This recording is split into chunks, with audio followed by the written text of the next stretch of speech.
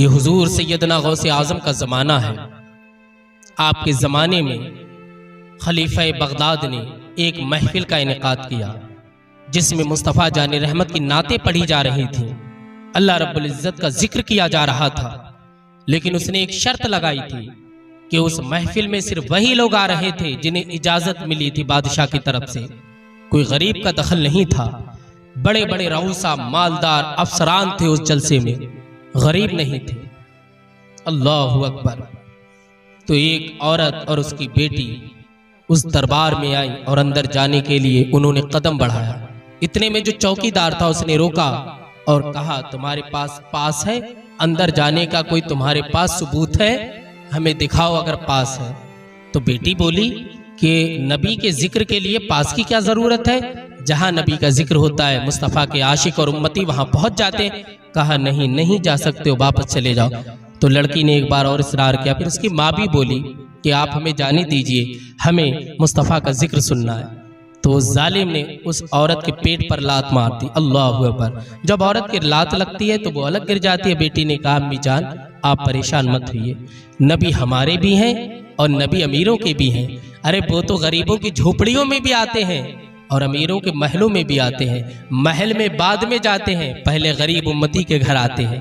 अल्लाहु अकबर। ये शान है मुस्तफ़ा जान रहमत की। और मेरे नबी ने फरमाया कि मेरा जो इस्लाम है वो गरीबों से चला है और गरीबों पर ही ख़त्म हो जाएगा।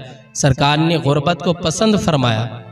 फरिश्ता आया, अर्ज़ किया, रसूल अल्लाह, आप हज़रत सुलेमान जैसी हुकूमत चाहते हैं या फ़ुक़रा और मसाकीन की ज़िंदगी चाहते हैं, गरीबी चाहते हैं? तो सरकार ने फरमाया कि मैं गरीबी चाहता हूँ। मेरी उम्मत का मालदार होगी, मेरी उम्मत का महलों में ऐश करने वाले होगी। अल्लाहु अकबर। तो सरकार ने गरीबी को इख्तियार किया और ऐसा इख्तियार किया कि गरीबी को कोई पूछता नहीं था।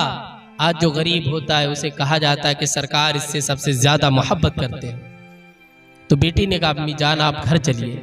बेटी ने अपने ही घर में एक जगह साफ की और साफ करने के बाद उसने अम्मी से कहा, अम्मी अब हम नबी का जिक्र कहेंगे, तुम सुभान अल्लाह कहना।